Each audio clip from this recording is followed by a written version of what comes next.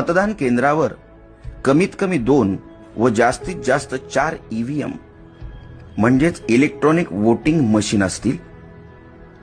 तुम्हाला मतदान एकूण 4 म्हणजेच अ जागा, ब जागा, क जागा व ड जागेसाठी करणे आवश्यकच आहे।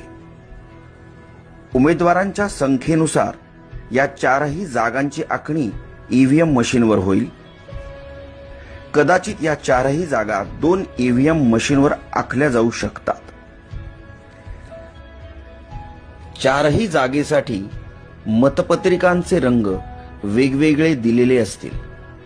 अ जागेसाठी पांढरा रंग, ब जागेसाठी फिका गुलाबी रंग, क जागेसाठी फिका पिवळा रंग व ड जागेसाठी फिका निळा रंग असेल। प्रत्येक मशीनवर उमेदवाराचे नाव व त्याचे